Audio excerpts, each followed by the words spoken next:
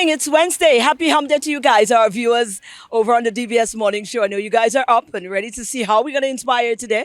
Well, that's why we're here. Speaking of inspiration, this is my morning cup. I normally have ginger or lemon. If you're having coffee and that's your cup, well then enjoy it to the fullest. But I recommend that, especially now with the season and all of this flu and all of that. I think it's vital, and the children should have a little bit as well. Them kids don't want to put nothing hot in their stomach. Don't listen to them, please. Parents, make sure the kids have a little something hot in the stomach every morning. It's vital, or else it's your medical bill. You'd have to pay it. You understand that? So a little ginger, a little lemon in the morning is not going to hurt. Let's see what's going on with our guys over in the newsroom, and we'll be back. Good morning. The United Workers' Party, UWP, has fired back at Grozile MP Kenson Kazimi, accusing him of hypocrisy after he condemned UWP-affiliated social media posts as character attacks. UWP leaders argue that Kazimi is deflecting from allegations about his land purchase and highlight what they see as double standards in his criticism. You would recall in the last general election, on his platform, Azi and Shazi stood on his platform in his presence and called me a kidnapper. He endorsed the statement by making reference to me in the same light, in the same vein. He is now complaining about statements that were made about him. Well, let me just say this. Kenson Kazimi, you are a public figure. And if the public asks questions, expressing concerns about some of their suspicions, it is your responsibility as a public figure to come out and clarify. Deputy Leader Guy Joseph highlighted what he describes as a glaring double standard exhibited by the Grozile MP. He noted that he has frequently been the target of intense criticism and attacks from members of the St. Lucia Labour Party, or SLP. Caribbean beekeepers have forged the Grozile Declaration, a 2-year plan to advance apiculture in the region. Developed during the 12th Beekeeping Congress, the initiative aims to strengthen honey trade, enhance testing, and explore honey's medicinal potential, fostering sustainable growth in the industry. Trade of honey across the region, governance in helping to strengthen the beekeeping organizations across the region, honey testing to establish the purity and authenticity of the honey across the region. One of the things that we want to look at is the antibacterial properties of our honey to establish that, if it's we use honey as a superfood in the Caribbean, as opposed to just using it as a sweetener, and it's an integral part of our everyday lives. So we really want to make sure that once we are producing honey, that we can prove to our customers that it's a genuine and authentic product and it has the best possible medicinal values to them. According to an economic scoping study on apiculture in the region, beekeeping is identified as a viable sector to strengthen Caribbean economies. The Grozile Declaration highlights actionable recommendations to unlock this potential, fostering sustainable development and economic resilience through apiculture. Marcella Johnson, a prospective UWP candidate for Grozile, is accusing Prime Minister Philip J. Pierre and the SLP administration of mismanaging the country's healthcare system. In response, Grozile MP Kenson Kazimi has defended the government's progress, highlighting the addition of an ambulance to the Grozile Polyclinic and efforts to make it a 24-hour facility. And we've said on a daily basis that we need to extend the opening hours of the Grozile Polyclinic, and finally, under this administration, we will be making the Grozile Polyclinic a 24-hour polyclinic to serve as many people as possible. So I'm hoping that before we actually get into the next financial year, that we'll see all those things actually happening in my constituency, and these are things that were never done even in a 6th year. Kazimi says his connections with his constituents is unmatched, adding that his constituents have a rep that is at work for them. He says that when the campaign starts for the next general elections, he will offer a track record of hard work as well as dedication. Now, youth from across the Caribbean and Latin America gathered to tackle pressing issues related to climate change and sustainable development at a recent workshop. Representatives from the Caribbean Youth and Environment Network, or CYEN, St. Lucia chapter, including Genesis Alfred and Joanne Husbands, participated in discussions on climate justice, financing for sustainable development, and resilience strategies for small island developing states. Joanne Husbands, CYEN St. Lucia's national coordinator, emphasized the importance of youth collaboration in driving change. This forum allows us to gather together, put our minds together, and to see how best we can move forward as NGOs to make a difference. A difference not only for us now, but obviously our countries and the future of our youth, the future of our environment. So this allows us to be empowered for us to take meaningful steps and meaningful actions for climate, a healthier climate and future for us. The workshop also addressed key topics such as combating racism, disaster risk management, and the urgent need to meet the 1.5 degrees Celsius global warming limit to protect vulnerable nations. The event empowered participants to take actionable steps toward creating sustainable and equitable solutions for their communities and for the environment. That's your news summary. Thanks for watching. Good morning. Wonderful. Thanks, guys. Let's take a break and come back.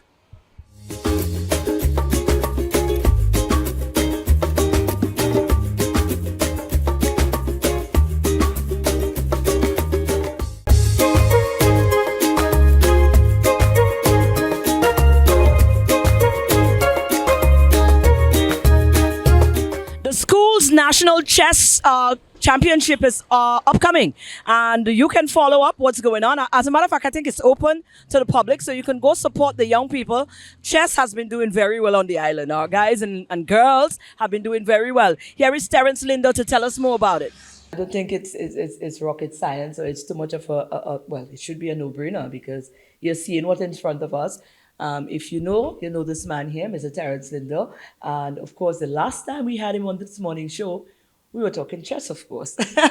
Happy New Year, Mr. Lindo. It's good to see you again. It's good to see you. It's good to see you. A lot has been, well, you said a lot has been happening, but for us, we have now finding out a lot more of what has been happening with the chess on the island. So we're here to talk about the tournament that is upcoming with the schools. We've got the primary and the secondary school tournament that is upcoming. We want to talk about that, but just give us a little backdrop. What was 2024 like for the Federation? Well, 2024 was a good year. We had a lot of tournaments, and we've added rated players to our ranks. Quite a few, maybe at least 4 or 5 new rated players. Wow. And exponentially, it increases over time because the more rated players you have, then the more players you get added to that, and it keeps expanding. So this year we expect to maybe have 10 more new rated players. Right. Ratings are very important. With regards to chess, when you play a game of chess, you get a rating. Okay. And it's just a measurement of how well you play against others. And the idea of ratings is that we want to get titles, chess titles. The highest chess title that we have is called Grandmaster, and you need to get 2,500 rating points to get that one. Okay. International Master is 2,400, FIDE Master is 2,300, Candidate Master is 2,200. Wow. And it takes a lot of work to get those points. The problem is that when you have a small society like ours, and we only have a few players, they tend to just pass the points around and they don't really go up, which is why we have to travel internationally. Mm-hmm. Last year we went to the Olympiad. Yes. And the team did pretty well. In fact, it was the second time St. Lucia was attending the Chess Olympiad. It was in Budapest in Hungary. Mm-hmm. And the ladies team, we had a women's team for the first time. Oh, nice. And they did pretty well. Our president, Trishan Richards, she scored over 6 out of 9 in the tournament. I think she played 10 games. She played 10 games and she won all but one. And she got a Women FIDE Master title. Ooh. Yes. And Chelsea Wahid, she also did well. She got 50%, and she got a Women Candidate Master title. Wow.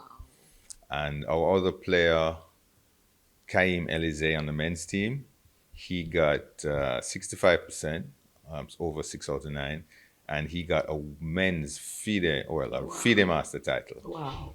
And however, to get those titles, you have to increase your rating.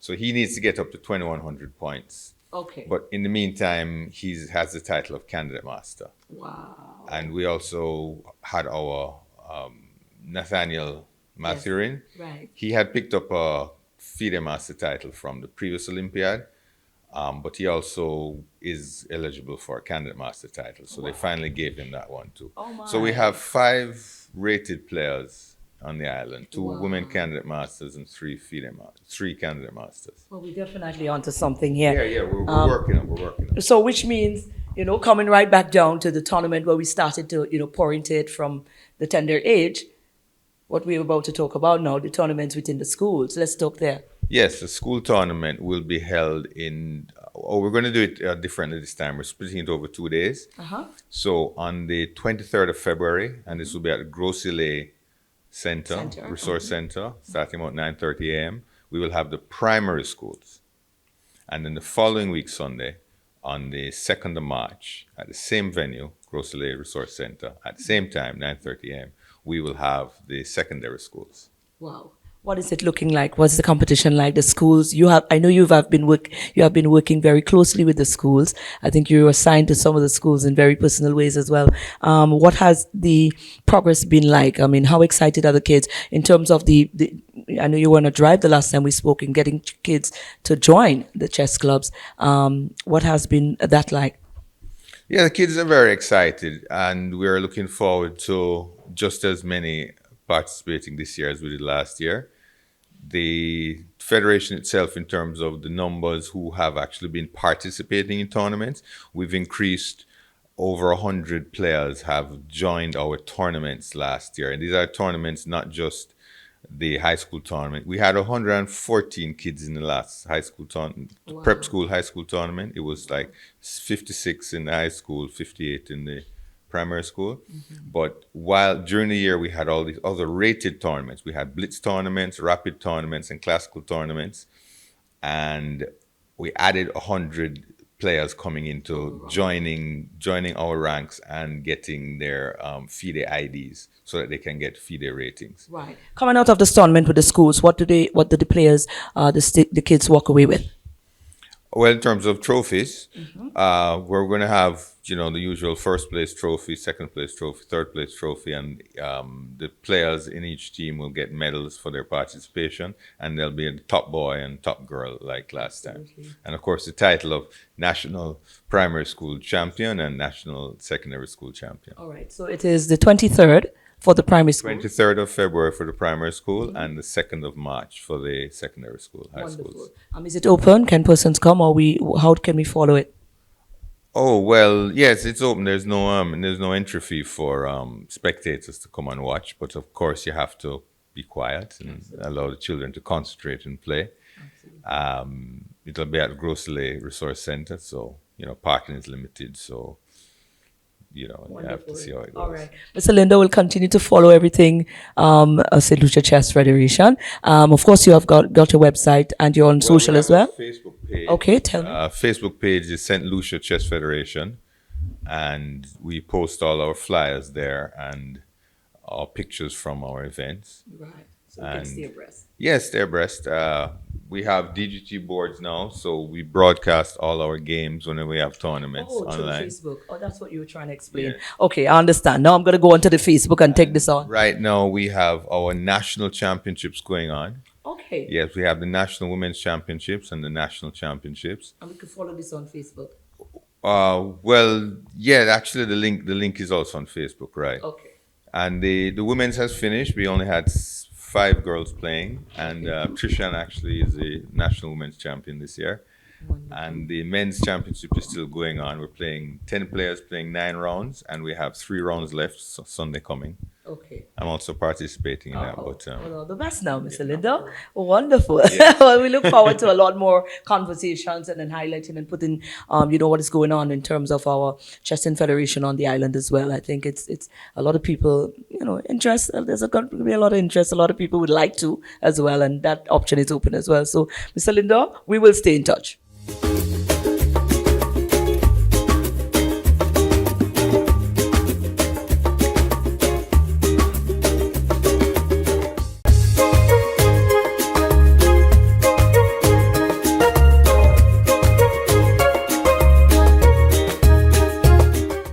young entrepreneur, and we are excited, to highlight them to you as well. We like when young people is doing progressive stuff, and we went all the way down in Soufrière, and we discovered Multimas. Now she's got quite a unique way of doing her advertising and all of that, but it's really cultured. You're in the town of Soufrière, and a little man passing with a little cooler and thing. But I think the next time we see her, she go have she big business place and all. But that's good still. All right, so let's meet the owner and the proprietor of Multimas. Well, we're here with Rikella. I've been pronouncing her name Kikella because it's spelled with a K. You know them young people, them Gen Z's always tying somebody up with this thing. But she's the proprietor of a business, Multimas. Yes. And that's the reason why we're here today. You're from Soufrière, for St. Jacques to be exact. Yes. How are you? Happy New Year. Happy New Year to you too. I'm good very to meet you. Good. How are you? I'm good, man. Lovely, lovely. Absolutely. No, Simos is my thing. I Simos is here. I'm skin.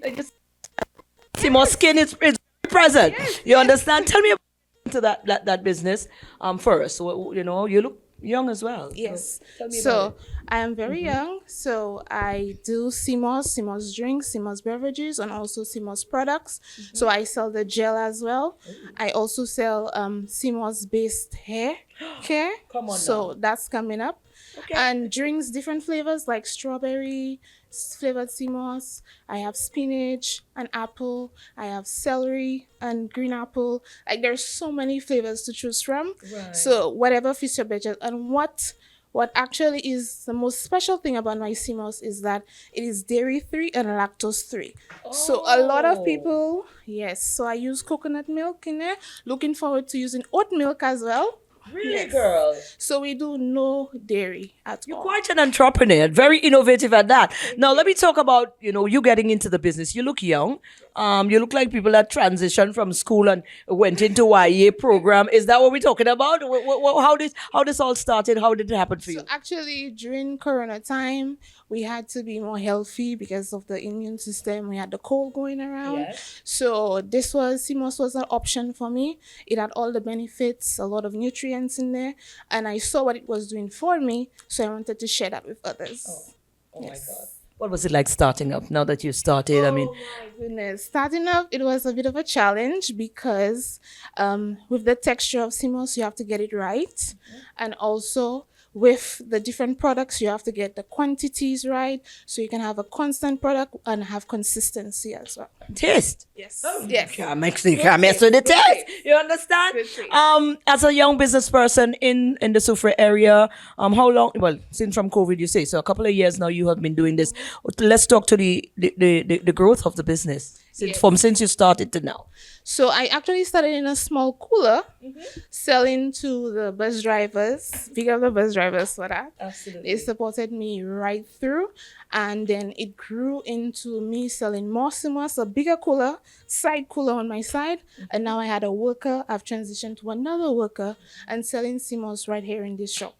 Wow. So we're growing. Yes. The next time we come down here, we had to come to the CMOS shop. Exactly. Exactly. Absolutely. This is one of the things I want in the future, a shop, a health-based shop, so we can get more smoothies, more CMOS infused products, like little desserts as well. That would be very good. Let's talk to the people. I mean, Soufrière is rich in the tourism sector. A lot of tourism frequent this area.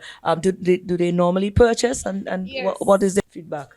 Okay, so the feedback I get is very, very positive, especially when I have a new flavor that the people of Soufrière will literally let you know. They will let you know if they like it. Yes. They will definitely let you know. So when I get that feedback, I take it as positive criticism and I work on my products. And then I try to maintain consistency because that's very important with my customers. Yes. And then we have perfect CMOS. Wonderful. So last year, I got some assistance from YEA. They're very helpful, especially Miss Gina. She helped me a lot. Yes. The assistance I got from them was the $5,000. Okay. Was it the loan or the grant? That was a grant. The grant, yes. Oh, so how did that no, how did that help? Because It helped young person. tremendously because I got some equipment. I also got some products to grow my business, and actually, I also got more people on board working with me with that. Oh my God. Yes, yes. So where we finding you again? Because some of us might want to leave Castries, be walk parks to suits fair. It is a particular. Oh, we had to come by. We could talk to her in a minute, but we had to come here first, and we can get it here. We can get it from the guys on the street as the well. street, But it so- must be multi-moss. Multi-moss. That's what we're looking for. Yes. If it ain't multi-moss, it makes sense. It don't make sense at all. So you'll see a cooler. The cooler is always labeled. It has Multimoss on it. Also, my guy, he has a shirt named Multimoss, so you can get him. And then also in Suffer, we're looking to go to more places and more small businesses. So you'll find us there soon. Then maybe the supermarkets in time. Yes, yeah. All right, now we're talking about that, man. That is the calm. Let me don't call nobody out. But yeah, I would like to go to the supermarket and pick up one of Multimoss because come on, let's talk about the health benefit of that. The lactose and all of this thing out of it. Why not? Why not? Congratulations. We look for when you get bigger, and another book, no interview to come and talk to you. Remember. Yes.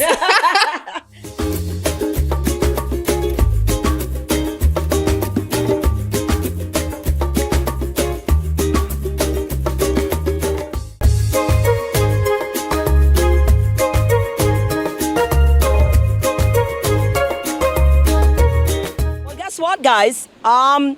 One part of the independence celebration that really sweets me, I get excited about it, kicks off this morning. Yes, the BATON relay, which ends with the official flag raising, kicks off today. Would they be in your community? Well, you're going to have to stick around to find out. But here's Yasmin, who is the chair of the committee, telling us all about it. Well, it is that time again, and we're getting set for the baton relay and the flag raising ceremony. This has this is going to be the fourth year, or this is going to be the fourth year. For the past 3 years, this has been quite a staple on the independence calendar for St. Lucia. Basically kicking things off, and it's quite a hit because persons get to follow that baton around the island. And last year the diaspora was included, and I think they plan to do that again. But you know what? The person who is responsible, the chair of that committee, is right here, and she's going to flourish us with all the information that we would need to find out and to stay in tune with everything baton related and also the flag raising. Yasmin, Happy New Year. It's good to see you. Many happy returns to you, Maureen, and you must not be a stranger. Absolutely not. Feel free to always drop in at the Department of Housing and Local Government. We very much love your presence, your energy. When I'm ready to build the house, I hope all you tell me that. I don't put the mic because I have no answer for that. No answer is needed. We're talking flag raising and baton. The official launch of the battle really happened. We launched, but the official opening is happening this morning at the constituency of Barbono, the boundary of Barbono and Grosley, happening at the Dame Paulette Louise School. So we felt it was very important that children be the engine of our independence. In order for us to develop that sense of national pride, etc., we need to go down to the children. So we decided to officially start off the battle relay at the Dame Paulette Louise School. So we'll have the children, we'll have our flags and a grand celebration. And we kick off the constituency of Barbono practically immediately after the official start at 9. Okay, so we following the baton now. We just need to, because we know the vibe, we know the action, we know what to expect. But right now, a critical part for us is following the baton. And I know that you guys are normally putting it live out on the different networks as well. But which are the communities? Are the communities going to be different from last year? Which are the communities involved this year? Okay, so as indicated, we're starting off with Barbono. We're going into Grosley. Thereafter, we're going to Castries North. From Castries North, Castries East. From Castries East, we go down Castries Southeast. Then we go down to Dennery. We go into Viewfort. We come up through Soufrière, Ancillary Canneries. Then we go into Castries South. Castries South finally hands over to Castries Central. And the grand finale would be on the 18th. However, that's not the finale of the National Independence Battle, really. We have the official flag raising ceremony that happens immediately after that. So we go around the island, and we also have our ads running so persons know exactly which community, what day. And we're expecting everyone to join in, Maureen. This is not about a fitness journey. This is really a celebration. And so much to celebrate. St. Lucia had quite a bumper year last year. Well, I want to tell you, I want to let a little cat out of the bag this morning, Maureen. I think this is the day of the official launch, so I could say a little more. Our National Independence Battle will be unveiled this morning, and it will be depicting the celebration of our 2024 year. And the battle was designed, I would not say by who, the cat will be let out on the night of the 21st, but it was designed with that in mind. So it depicts all our victories in 2024. The battle is beautiful. The battle is done by a St. Lucian in the diaspora. So it's actually did a little journey already coming into St. Lucia. The battle is very unique this year. The battle, as we journey with it, will consist of Honorable Richard Frederick message to the nation as we are having the flag raising in Central Castries, and also the Prime Minister's independence message in there as well. So everyone has an opportunity to journey with that battle. So the battle, Maureen, I think you should try and get a glimpse of it this morning. It's beautiful.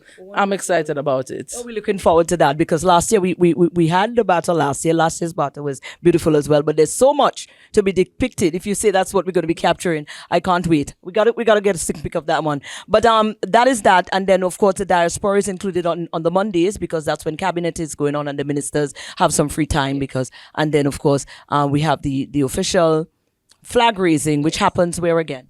So the official flag raising ceremony happens in 1, Castries Central at the Derek Walcott Square. 2, it happens Vieux Fort, 3, Soufre, and of course we cannot leave Rosalie out. So everyone around the island will have an opportunity to go in, enjoy, have a good feel of our us celebrating what is really ours, St. Lucian. And then of course at midnight we will hoist the flag. Absolutely. So I'm asking everyone around the island to just get into this celebration. It is our time. Really and truly, I spoke on the official launch of the battle relay, and I wanted to highlight it again this morning. The battle relay breaks through the divider. Anything that would divide us, race, culture, diversities. You're Grenadian by birth, and you're very excited to get all your Lucian stuff. Really and truly, we come together as a nation, come together as a people. And even if you're not born in St. Lucia, but you're contributing to us as a people. I mean, who could ever double think about your contribution, Maureen, to St. Lucia? So this is your time to celebrate as well. I will be celebrating. Don't play with me. Don't let me outnumber y'all or outride y'all. Flags up, colors up, I in that. So hear that. When all you see me, just know. Well, we look forward to it, yes. And again, we're going to keep abreast with what's happening as well. A lot is going to be happening for independence. So you definitely will be seeing a lot more of me. Hopefully we'll capture some of the action as well. What I anticipate that is going to be 21 days of real excitement and fun. And one thing before we leave, this really speaks to the strength of local government. In our various constituencies, the local government, our town councils are the ones who really handle it. So not from the ministry standpoint, we just do the overview. So I just handle this holistically, but the town councils are the one on the ground with the people. The excitement builds up with them.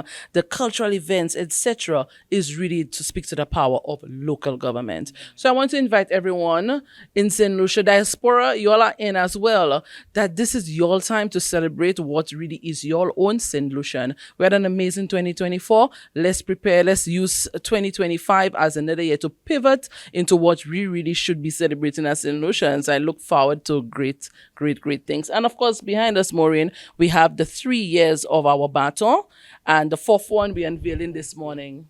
Yes. So 45, that's 2023, and that was the very first BATON. So this morning we'll unveil the final BATON, the 2025 BATON. Devant ensemble? That's correct. Devant ensemble. Very good. I tell all you're in. Absolutely. We look forward to an awesome celebration, guys. In Lucia, I always say to you, this is your time. Nobody cannot take or give you that. That is yours. St. Lucian, own it. Wonderful. Well, guess what, guys? That is our show. It's Wednesday, and that is our show for this morning. I hope you was inspired, and remember, this is yours. Independence is yours. Nobody can take it from you. Nobody can give it to you. You're authentic Lucian. Get up and represent yourself. As a matter of fact, you got a lot to be proud of. All of last year, you was singing, I am a damn proud All your damn proud Lucians better show it up in the month of February. I see you guys again tomorrow. Bye-bye now.